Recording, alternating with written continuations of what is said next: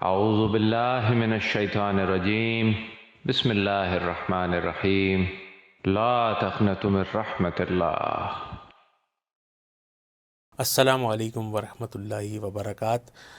ناظرین محترم، آپ دیکھ رہے ہیں آپ کا بیحد پسندیدہ پروگرام یقین، جو ہم ہر جمعہ، ہفتہ اور اتوار دوپہر 3 سے 4 کے درمیان آن ایئر کرتے ہیں صرف ٹیلنٹ نیوز کے اوپر۔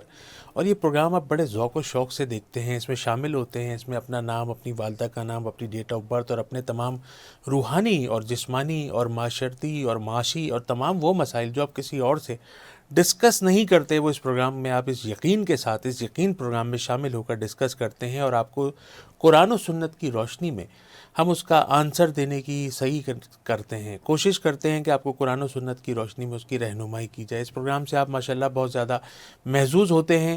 جب ہم اس پروگرام کو شروع کرتے ہیں تو اس میں کچھ حدیث مبارکہ بیان کرتے ہیں، کچھ درود پاک کی فضیلت بیان کرنے کی کوشش کرتے ہیں، کچھ معاشرتی پہلوؤں کو ڈسکس کرتے ہیں۔ اس پروگرام کے ذریعے ہم کچھ ایسی باتیں آپ تک پہنچانے کی کوشش کرتے ہیں جس میں نماز کی پابندی ہے، غسل کا اور پاکیزگی کا اور طہارت کا اور وضو کا صحیح اہتمام ہے، اور اپنے گھر میں اپنے والدین کے ساتھ حسن سلوک ہے، بہن بھائیوں کے ساتھ حسن سلوک ہے، حقوق و لباد کے معاملات ہیں، اللہ کے حقوق ہیں، نماز پنجگانہ کی پابندی ہے، اور اذان سن کر اذان کا جواب دینا ہے، اور حلال رزق کے لیے صبح سے گھر سے نکلنا ہے، کیونکہ حلال رزق تو ناظرین محترم آپ جانتے ہیں کہ وہ عین عبادت ہے۔ اور اگر اللہ کے راستے میں رزق حلال کماتے ہوئے کوئی شخص اور کوئی طالب علم اگر علم کو حاصل کرنے میں اگر اس دوران اس جہان فانی سے اگر وہ کوچ کر جاتا ہے تو وہ رتبہ شہادت کو پا لیتا ہے۔ تو ہم کوشش کرتے ہیں کہ اس پروگرام کے ذریعے کچھ آپ کی رہنمائی کی جائے، کچھ اپنی اصلاح کی جائے، کچھ معاشرتی پہلوؤں کو ڈسکس کیا جائے۔ جیسے آپ یقین کیجئے، جب میں اکثر و بیشتر سڑک پہ نکلتا ہوں تو میں دیکھتا ہوں کہ ہم میں کتنی عدم برداشت ہے۔ سگنل کو ہم اسی طرح سے توڑتے ہیں، پولیس والے سے ہم اسی طرح سے بدتمیزی کرتے ہیں، ایک دوسرے کو پہلے آپ کہنے کے بجائے پہلے میں کر کے ہم سگنل بھی توڑتے ہیں، ون وے بھی جاتے ہیں، اور راستے میں جو سڑک کراس کرنے والے ہیں ان کا بھی بالکل خیال نہیں کرتے۔ ان وجوہات کی بنا کے اوپر یہی معاشرہ جو ہے نا، یہ عدم برداشت کا شکار ہوتا چلا جا رہا ہے، اور یہی شخصیات، ہم اور آپ جیسے لوگ جب 2 گھنٹے کا سفر کر کے دبئی چلے جاتے ہیں تو وہاں کے سگنلز پہ بھی رکتے ہیں، وہاں کی لین کو بھی خراب نہیں ہونے دیتے، اپنی گاڑی کو کبھی آؤٹ آف لین بھی نہیں کرتے۔ وہاں پہ جب وہ کراسنگ ایریا آتا ہے جہاں پر لوگوں کو روڈ کراس کرنا آتا ہے، جس کو ہم زیبرا کراسنگ کہتے ہیں، وہاں پہ بھی ہم گاڑی کو روک لیتے ہیں۔ تو ناظرین محترم، یہ چھوٹی چھوٹی باتیں جو دنیا سے تعلق رکھتی ہیں لیکن انڈائریکٹلی ان کا تعلق آخرت سے بہت زیادہ گہرا ہے۔ تو ہم کوشش کرتے ہیں کہ کچھ باتیں آپ کی سنیں، کچھ باتیں اپنی کہیں۔ تو یہ پروگرام آپ بہت زیادہ پسندیدگی سے اور شوق سے دیکھتے ہیں، جس کے لیے ہم آپ کے بڑے شکر گزار ہیں۔ حضرت ابو ہریرہ رضی اللہ تعالیٰ عنہ سے مروی ہے کہ حضور پاک صلی اللہ علیہ وآلہ وسلم فرماتے ہیں کہ میری اور تمام گزرے ہوئے انبیاء اکرام کی مثال ایسی ہے کہ جیسے کسی شخص نے ایک بڑی خوبصورت عمارت کو تعمیر کیا اور اسے خوب و حسین و جمیل بنایا، مگر اس کا ایک کونے میں ایک اینٹ کی جگہ کو خالی چھوڑ دیا۔ اب لوگ آ رہے ہیں، اس حسین و جمیل عمارت کا معائنہ کر رہے ہیں، اس کے ارد گرد کے چکر لگا رہے ہیں، اور آخر میں استفسار کر رہے ہیں اور بڑے حیرت سے پوچھ رہے ہیں کہ یہ کونے پہ جو یہ اینٹ کی جگہ ہے یہ خالی کیوں ہے، اور یہ اینٹ کی جگہ خالی کیوں ہے؟ تو وہ اینٹ جو ہے جس کی جگہ خالی ہے، وہ اینٹ جو ہے وہ میں ہوں۔ یعنی کہ حضور پاک صلی اللہ علیہ وآلہ وسلم اپنے آپ کو منسوب کرتے ہوئے فرماتے ہیں کہ وہ جو اینٹ کی جگہ جو خالی ہے اس عمارت میں، وہ میں ہوں، اور میں خاتم النبیین صلی اللہ علیہ وآلہ وسلم ہوں۔ یعنی کہ ہمارا جو یہ اسلام ہے، یہ تمام آسمانی صحیفوں کو، قرآن پاک کو شامل کر کے اللہ تبارک و تعالیٰ نے 1,24,000 پیغمبر، انبیاء، رسول بھیجے، اور آخر میں حضور پاک علیہ الصلوۃ والسلام کو اس دنیا میں بھیج کر اس کے بعد اب کوئی نبی نہیں آئے گا، اس کے بعد اب کوئی نیا مذہب، نیا دین نہیں آئے گا۔ تو حضور علیہ الصلوۃ والسلام نے بڑی خوبصورت مثال دی ہے، جس کی میں نے مفہوم آپ کی خدمت میں بیان کرنے کی کوشش کی ہے کہ تمام انبیاء کرام جو ہیں وہ ایک عمارت کی مثل ہیں، اور آخر میں جو ایک اینٹ کی جگہ تھی وہ حضور پاک علیہ الصلوۃ والسلام کی ذات مبارکہ ہے۔ جب وہ آخر میں حضور علیہ الصلوۃ والسلام کی دنیا میں آج سے 42 سال پہلے تشریف آوری ہوئی، اور آپ نے آگے خوبصورت سی اینٹ کا کردار ادا کیا اور اس عمارت کو آپ نے مکمل فرما دیا، اور حضور علیہ الصلوۃ والسلام پہ قرآن پاک کا بھی نزول ہو گیا. تو الحمدللہ ہمارے آقا کریم علیہ الصلوۃ والسلام خاتم النبیین صلی اللہ علیہ وآلہ وسلم ہیں، اور وہ جو اینٹ ہے اور وہ جو قرآن پاک ہے جو ہمارے اور آپ کی پسندیدہ ترین کتاب ٹیکسٹ بک ہے، جو بروز قیامت ہمارے اور آپ کے لیے باعث بخشش و مغفرت کا سامان بھی ہے، اور اس دنیا میں اس کو نازل کرنے کا مقصد جزدان میں لپیٹ کر کسی اونچے مقام پر رکھنا ہی نہیں ہے، اپنی بچی کو ودا کرتے ہوئے اس کے سر کے اوپر سایہ عافیت ہی نہیں ہے، اس کو تلاوت بھی کرنی ہے، اس کو ترجمہ بھی پڑھنا ہے، اس کی تفسیر بھی پڑھنی ہے، اس کو اپنی زندگی میں شامل بھی کرنا ہے. حضور علیہ الصلوۃ والسلام کا ارشاد پاک ہے جس کا مفہوم یہ ہے، جو شخص مجھ پر 100 مرتبہ درود پاک پڑھے گا اللہ پاک اس کی 100 حاجت پوری فرمائے گا، جس میں سے 30 جو حاجت ہے وہ دنیا میں پوری ہوگی اور 70 حاجتیں جو ہیں وہ آخرت میں پوری ہوں گی. تو اس پروگرام کا جب میں باقاعدہ آغاز کیا کرتا ہوں تو آپ لوگوں سے ایک التماس کرتا ہوں کہ جب یہ پروگرام شروع ہوا کرے اور یہ پروگرام جب تک ختم ہوا کرے، جب تک آپ کی اہل و عیال، آپ کی اولادیں، آپ کے بہن بھائی، آپ کے والدین آپ کے ساتھ تشریف فرما ہوں، اور یہ پروگرام یقین جب ٹیلنٹ نیوز سے آن ایئر ہو، تو جب آپ اس پروگرام کو دیکھا کریں تو اس کا جب آغاز ہوتا ہے تو ہم درود پاک سے کرتے ہیں کہ آئیے مل کے میرے ساتھ مل کے پڑھ لیجئے، اللہم صلی علی سیدنا و مولانا محمد وعلی آلہ و صحبہ وبارک وسلم علیہ. تو یہ پروگرام دیکھتے جائیے اور درود پاک کے نذرانے حضور علیہ الصلوۃ والسلام کے اوپر بھیجتے چلے جائیے، بھیجتے چلے جائیے، بھیجتے چلے جائیے، کیونکہ ہمیں جو درود پاک کی کثرت سے، جو درود پاک سارا دن کثرت کے ساتھ وہ پڑھے گا، اس پہ حضور علیہ الصلوۃ والسلام کی کثرت سے جو ہے وہ کرم ہوگا، رحمتیں نازل ہوں گی، برکتیں نازل ہوں گی، نیکیاں ملیں گی، گناہ و ثواب جو ہیں وہ جتنے بھی گناہ ہیں وہ معاف ہوں گے اور درجات جو ہیں وہ بلند ہوں گے. تو درود پاک کی کثرت کرتے جائیے، پروگرام دیکھتے جائیے، اور ہر مرض کی جو دوا ہے وہ صلی اللہ ہے. تو درود شریف پڑھتے رہیے اور پروگرام کو ملاحظہ فرماتے رہیے. مظفر نگر سے ہمارے ایک بھائی ہیں جن کا نام ہے سراج اور والدہ کا نام بتاتے ہیں فاطمہ. کہتے ہیں جی ایک عجیب سا مسئلہ ہے میرے ساتھ کہ میں 5 اذانیں جو ہوتی ہیں، جو 5 اذانیں ہوتی ہیں نا، وہ اپنے میں کانوں سے سنتا ہوں، میں وضو بھی کرتا ہوں، میں مسجد تک بھی جاتا ہوں، لیکن مسجد کے گیٹ سے میں واپس آ جاتا ہوں اور بستر سے بھی نہیں اٹھ پاتا ہوں نماز کے لیے. دن بھر کی تمام ایکٹیویٹیز میری 100% ہے، لیکن مجھے ایسا لگتا ہے کہ میرے سینے پر کسی نے مہر لگا دی ہے، اور جمعہ بھی میں نے بہت عرصے سے نہیں پڑھا. اللہ تبارک و تعالیٰ آپ پہ خصوصی کرم فرمائے. یہ آپ کا اس پروگرام میں شکایت کرنا، اپنی شکایت کرنا، اپنی کمی کو بیان کرنا، اپنی کوتاہی کو بیان کرنا، آپ یقین کر لیجئے سراج بھائی، ایمان کی بہت بڑی دولت آپ کے پاس ہے. ورنہ آپ جیسے بے شمار لوگ ہیں، کروڑوں کی تعداد میں پوری دنیا کے اندر جو مسلمان ہیں، اس میں بہت بڑی تعداد ایسے لوگوں کی ہے جو نہ صرف، جن کو نہ اذانوں کا پتہ ہے، نہ نمازوں کا پتہ ہے، نہ وضو کا پتہ ہے، نہ طہارت کا پتہ ہے، نہ غسل کا پتہ ہے، نہ مسجدوں کا پتہ ہے، نہ نوافل کا پتہ ہے، نہ فرائض کا پتہ ہے، نہ تلاوت کے قرآن پاک کا پتہ ہے. ان کو کچھ نہیں پتہ، ان کو احادیث مبارکہ کا بھی نہیں پتہ. اور جب وہ ایجوکیٹ ہو جاتے ہیں، جب ان کو ہدایت کی روشنی مل جاتی ہے، تو ماشاءاللہ ان کے چہرے پہ نہ صرف سنت سجی ہوئی ہوتی ہے، ماتھے کے اوپر ماشاءاللہ محراب کا نشان بھی ہوتا ہے، تلاوت قرآن پاک بھی چل رہی ہوتی ہے، اور نہ صرف یہ کہ فرائض و واجبات چل رہے ہوتے ہیں، بڑے نوافل بھی چل رہے ہوتے ہیں، اوابین بھی چل رہی ہوتی ہے، صلاۃ و تسبیح کا معاملہ بھی چل رہا ہوتا ہے.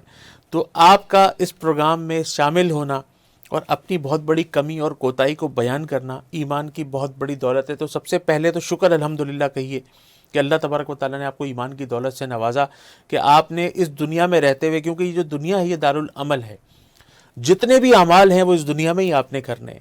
اس دنیا سے یہ سانسوں کی کارڈز کے ٹوٹ جانے کے بعد پھر ہماری زندگی میں کوئی، اس زندگی میں، اس برزخی زندگی میں کوئی عمل نہیں ہو سکتا. پھر ہماری اولادیں ہمارے لیے ثواب جاریہ کرتی رہیں، پڑھتی رہیں، بھیجتی رہیں، ایصال ثواب چلتا رہے تو چلتا رہے، اگر ہماری اولادیں اس قابل ہوئیں تو. ورنہ ہم اپنی زندگی میں جو کچھ بھی کر سکتے ہیں انہی سانسوں کی دوران ہی کر سکتے ہیں. ان سانسوں کی کارڈز کو ٹوٹنے کے بعد تو ہم کچھ نہیں کر سکتے. تو یہ ایک آئی اوپنر ہے کہ اللہ تبارک و تعالیٰ نے آپ کو، یہ بھی اللہ کی طرف سے ہی ہے، ہدایت بھی میرے رب کی طرف سے ہی ہے کہ اس نے آپ کو یہ ادراک دیا کہ آج آپ نے خود ہم سے رابطہ کیا اور آپ نے یہ کہا کہ میں نماز پڑھنا چاہتا ہوں، میں مسجد میں جانا چاہتا ہوں، میں وضو کرنا چاہتا ہوں، میں غسل کرنا چاہتا ہوں، میں قرآن شریف کھولنا چاہتا ہوں، میں تلاوت کرنا چاہتا ہوں، میں 5 وقتہ نماز کی ادائیگی چاہتا ہوں. تو اب جب آپ منزل مقصود پر پہنچی گئے ہیں، جب کنویں کے پاس پہنچی گئے ہیں، تو پھر پیاسے کیوں لوٹنا چاہتے ہیں؟ تو بھریے پانی اور انشاءاللہ پیجیے اور اپنی پیاس بجھائیے. میرے بھائی، فلق اور ناس، سورہ فلق اور سورہ ناس कुल औज़ु बिरब्बिल फलक और कुल औज़ु बिरब्बिन नास कुरान पाक की 2 आखिरी सूरा हैं, इनको कसरत से पढ़िए। और कोशिश कीजिए कि जब आपने वज़ू कर लिया ना, तो अब आप मस्जिद में चले जाएं तो बहुत बेहतर है, वरना वज़ू करके वहीं पे मुसल्ला बिछा के वहीं फ़र्ज़ पढ़ लीजिए।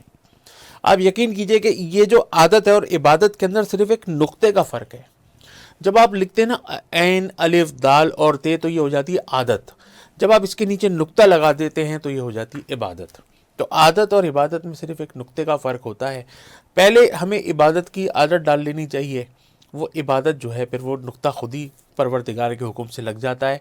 आप बस बावजू रहने की कोशिश कीजिए, सूरह फलक और नास कसरत से पढ़िए, रोज़ाना एक भूखे को सदके का खाना खिलाइए, और सफ़ेद कपड़े से अपनी नज़र ज़रूर उतारिए। वो एक सफ़ेद कपड़ा लीजिए, उसके अंदर आप 6 टक लगाइए, 6 बाय 6 इंच का एक सफ़ेद कपड़ा लीजिए, उसमें 6 टक लगाइए, आखिर तक फाड़ लीजिए, सर से लेकर पैर तक पूरे जिस्म से उसको मस करके उतारिए। सूरह फातिहा, आयतल कुर्सी और चारों कुल पढ़िए, अव्वल आखिर दुरूद पाक पढ़िए और उस कपड़े को जला दीजिए। इंशाअल्लाह ये जो नज़र बद के मामलात हैं ये भी उतर जाएंगे। सूरह फलक और सूरह नास कसरत के साथ पढ़िए। और जब भी आपके कानों में अजान की आवाज़ आए तो मस्जिद तक जाना है तो बहुत अच्छी बात है। अगर आपको ऐसा लगे कि मस्जिद नहीं पहुंच सकेंगे तो जहां आप मौजूद हैं वहीं मुसल्ला बिछा के फ़र्ज़ अदा कर लीजिए। अल्लाह तबारक व तआला आपके ऊपर खुसूसी करम फरमाए। भावलपुर से एक भाई हैं हमारे, जिनका नाम है उबैद और वालदा का नाम फरमाते हैं शुमाइला। वो कहते हैं कि मेरे जी दिमाग में ना हर वक्त निहायत ही बुरे बुरे ख़यालात आते रहते हैं, बड़े वाहियात किस्म के, बड़े बेहुदा किस्म के ख़यालात आते हैं, जिसकी वजह से मैं बहुत ज़्यादा परेशान हूँ और मैं अपनी रूहानी पाकीज़गी चाहता हूँ और मैं बहुत ज़्यादा टेंशन में हूँ, मेरी कोई रहनुमाई की जाए। देखें जी, अल्लाह तबारक व तआला का इदराक होता है उन लोगों के ऊपर जो अपनी गलतियों को जो है ना पिन पॉइंट कर लें, जो अपनी गलतियां पकड़ लें, अपनी कमियां पकड़ लें। इंसान उमूमन लोगों की गलतियां पकड़ता है, लेकिन वो अपने लिए जो है ना वो कभी अपना मुहासबा नहीं करता। वो दूसरों के लिए तो हमेशा जज होता है, लेकिन वो अपना मुहासबा कभी नहीं करता। कभी वो अपने गिरेबान में झांक के नहीं देखता। कभी उस शख्स को हम हमेशा ना दूसरों के ऊपर हमारी उंगली उठी हुई होती है, हम ये भूल जाते हैं कि ये दूसरों के ऊपर जो हमारी एक उंगली है ना, तो ये 4 उंगलियां जो है ना ये हमारी तरफ भी होती हैं। तो बराए मेहरबानी, ये अल्लाह तबारक व तआला का बहुत बड़ा करम है। ये हमारे प्रोग्राम की जो इब्तिदा हुई है माशाल्लाह इतने अच्छे सवाल से हुई है कि ये हमारे ऊपर अल्लाह ताला का बहुत बड़ा करम है कि हमें ये हिदायत से अल्लाह तबारक व तआला जो है ना वो हमारी उसकी तरह हमें हिदायत से परवरदिगार जो है ना करम फरमा रहा है। तो हमें अगर अपनी गलती का इदराक हो जाए, हमें पता चल जाए कि हमारे अंदर क्या कमियां हैं, हमारे अंदर क्या कोताहियां हैं, हमारे अंदर क्या मिस्टेक्स हैं, हमारे अंदर क्या फ़्लॉ है, तो जब ये पता चल जाएगा ना तो मामलात को संभालना बहुत आसान हो जाएगा। अब ये जितनी भी आपके दिमाग के अंदर खुदा ना खास्ता जो भी शैतान के बहकाने की वजह से जो भी परेशानियां, जो भी आपको बेहुदा ख़यालात वगैरह आते हैं, तो आप यकीन कीजिएगा कि इंशाअल्लाह बिल्कुल ठीक हो जाएंगे। एक तो सबसे पहले यकीन कर लीजिएगा, जिसने 5 वक्ता नमाज की पाबंदी शुरू कर दी उसके सारे मसाइल मेरे रब की बारगाह से हल हो जाते हैं। क्योंकि इंसान और अल्लाह तबारक व तआला के दरमियान जो एक कनेक्शन है वो नमाज है, और नमाज में सजदे की हालत में परवरदिगार अल्लाह तबारक व तआला से सबसे ज़्यादा करीब होता है।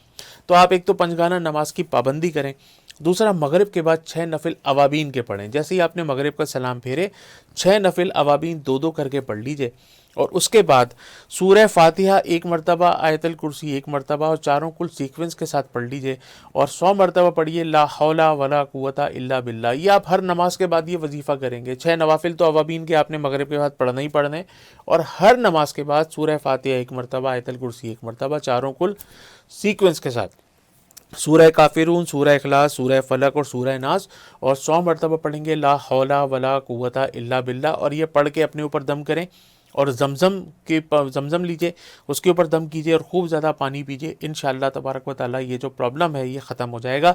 ये बेहुदा ख़यालात जो आपके दिमागों में आते हैं ये इंशाअल्लाह बिल्कुल बंद हो जाएंगे। ये अल्लाह तबारक व तआला का बहुत बड़ा करम है कि अल्लाह तबारक व तआला ने हमें बता दिया कि हमारे अंदर क्या फ़्लॉ है, क्या कमी है, और ये शयातीन का गलबा है और उससे निकलने का रास्ता परवरदिगार ने बता दिया है। तो इंशाअल्लाह इस पे अमल करें, अल्लाह तबारक व तआला खुसूसी करम फरमाएगा इंशाअल्लाह, आमीन। मंडी बहाउद्दीन से हमारी एक बहन है जिनका नाम है उमैरा, और वालदा का नाम फरमाती हैं फ़ाखिरा। वो फरमाती हैं कि जी मैं नमाज में जो है रकातें भूल जाती हूँ और कभी सूरतें भूल जाती हूँ। अब मुझे समझ में नहीं आता कि मैं क्या करूं और क्या ना करूं।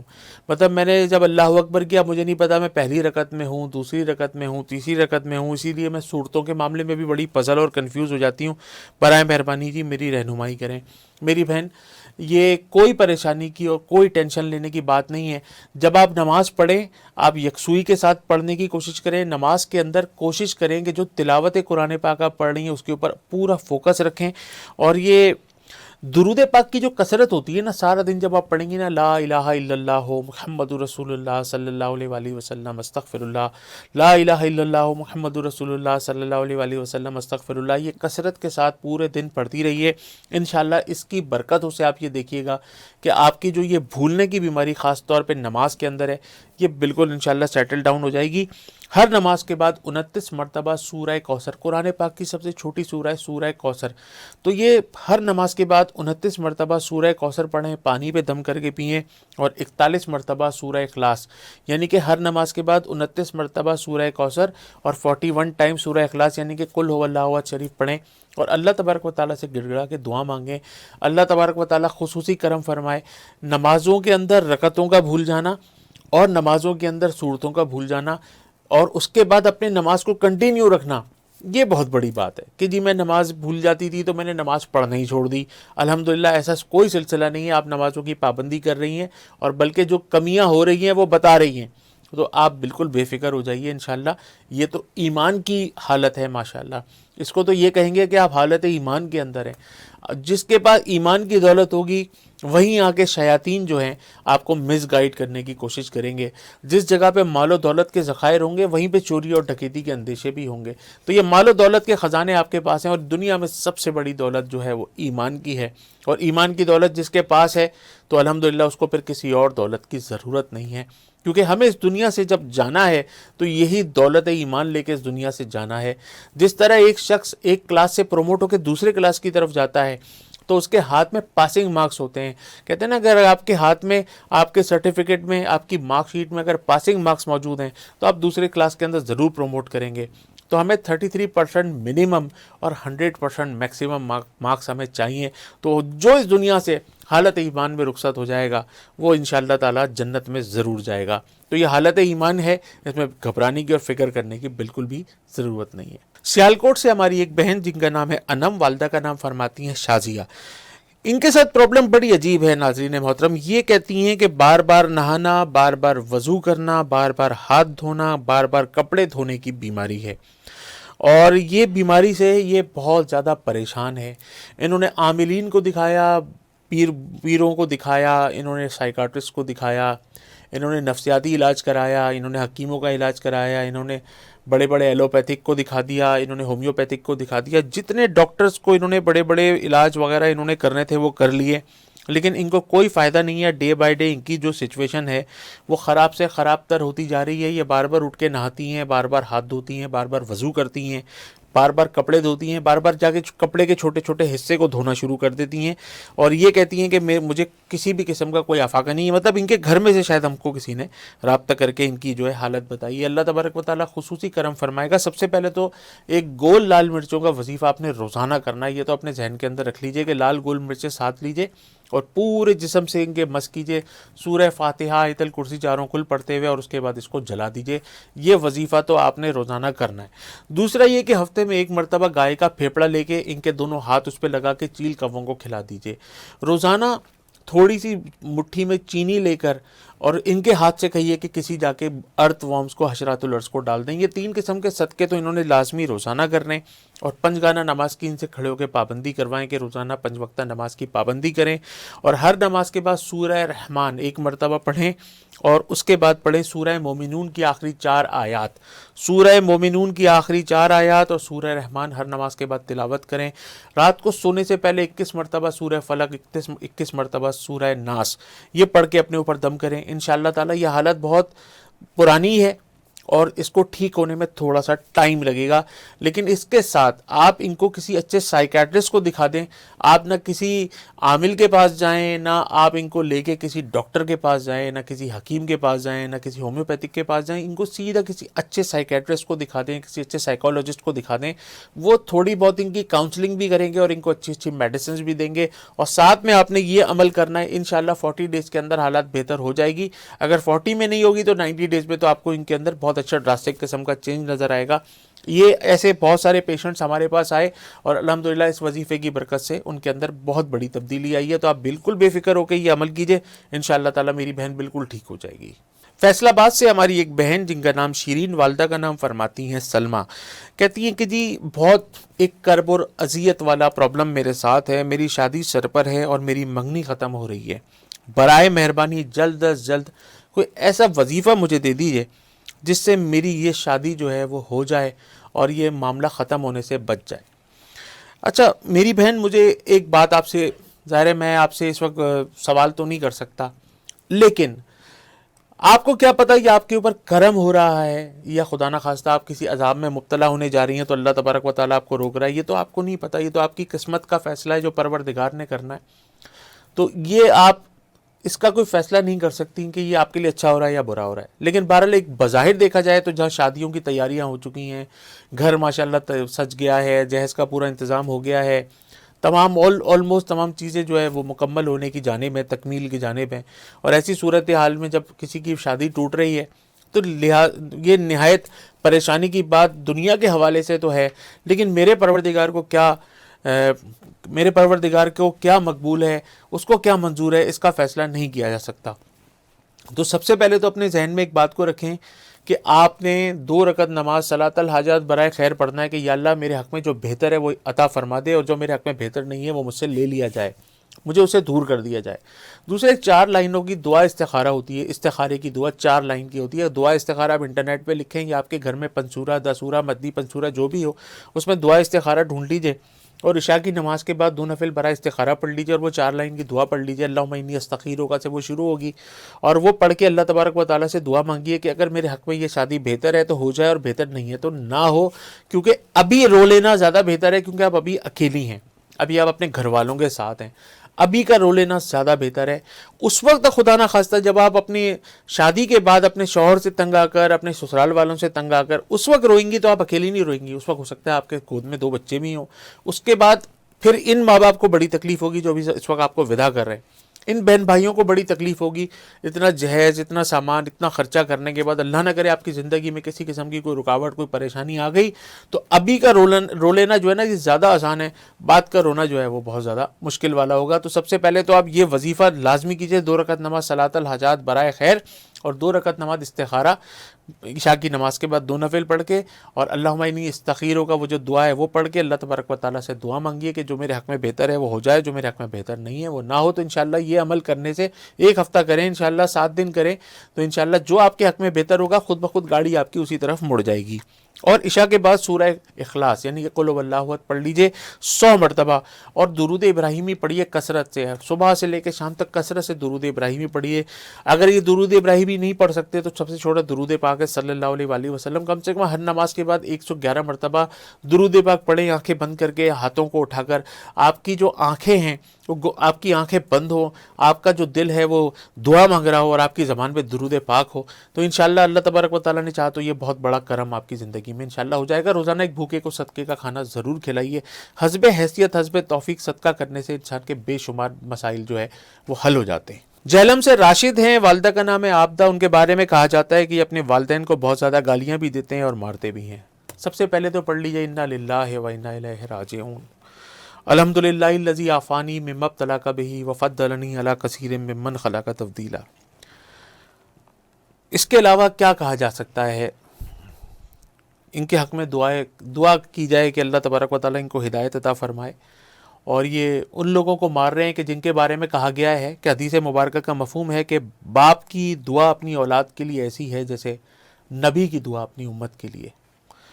اور اللہ تبارک و تعالیٰ نے جب اپنی مثال دی ہے تو ماں سے رکھ کے دی ہے کہ میں تم کو تمہاری 70 ماؤں سے زیادہ, مفہوم ہے کہ ایک 70 مائیں جتنی اپنی اولاد سے محبت کرتی ہیں اتنا پروردگار اپنی بندے سے محبت کرتا ہے. ہم اپنی والدین کا حق تو کسی بھی صورت میں ادا نہیں کر سکتے. کہاوت میں ہے, روایت میں ہے کہ ایک شخصیت نے اپنی ماں کو کندھے پر اٹھا کر, مشقت والا جو حج ہوتا ہے اس دور کا, یہ ایروپلین والا حج نہیں, مشقت والا حج کرایا, اور حج کرا کر کندھے پر بٹھا کے جب اس نے پورا اپنی ماں کو حج کرا لیا تو اس کے بعد اس نے اپنی ماں سے کہا کہ آج میں نے تیرا حق ادا کر دیا. تو غیب سے آواز آئی کہ تو نے تو ابھی تک اس 1 لات کا بھی حق ادا نہیں کیا جو 9 مہینے تو اس کے پیٹ میں تھا, اور جو تو اس کو جو لاتیں مارتا تھا نا روزانہ، تو نے اس کو 1 لات کا حق ادا نہیں کیا. تو کہاں ہم 1 لات کا حق، پورا حج مشقت، پوری مشقت کی عبادت جو ہماری حج کی ہے، اور وہ ہم کرنے کے بعد بھی اتنے بڑی مطلب اجر و ثواب کما کر ہم سمجھتے ہیں کہ شاید ہم نے اپنے والدہ کا، اپنی والدین کا حق ادا کر دیا. تو ہمیں کہا جاتا ہے کہ نہیں، جب 9 مہینے تم پیٹ میں تھے اور تم اپنی ماں کو جتنی لاتیں مارتے تھے، یہ 1 لات کا بھی حق ادا نہیں ہوا. اور اللہ تبارک و تعالی ہم پر بڑا خاص رحم و کرم کرے. جب ہم صبح اپنے گھروں سے نکلتے ہیں تو اکثر میں اپنے پروگرام سے میں کہتا ہوں کہ اپنے والدین کو دیکھ لیجئے، مسکرا کے جو بھی اپنے والدین کو دیکھے گا ایک مقبول حج کا ثواب اس کو ملے گا.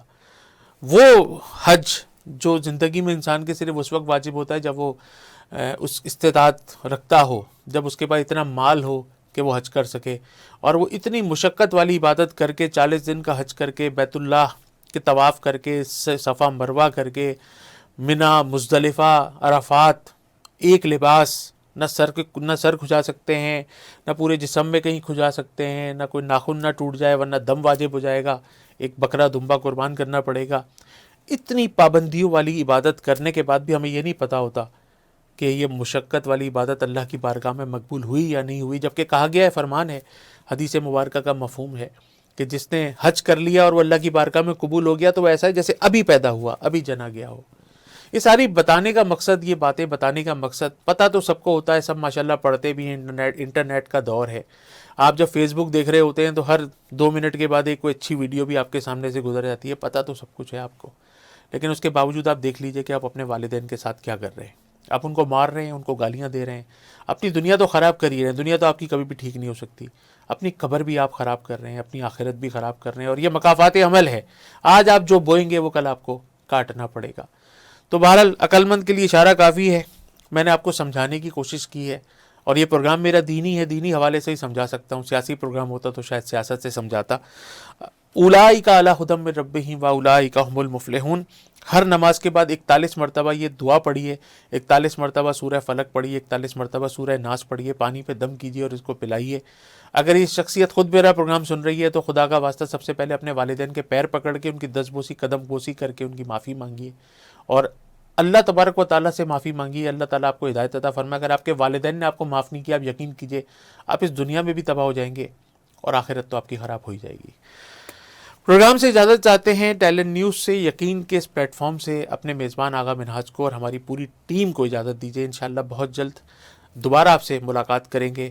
اس پروگرام کو دیکھتے رہیے، پسند کرتے رہیے، شیئر کرتے رہیے. آپ کا بہت بہت شکریہ. السلام علیکم ورحمۃ اللہ وبرکاتہ. اعوذ باللہ من الشیطان الرجیم. بسم اللہ الرحمن الرحیم. لا تقنطوا من رحمت اللہ.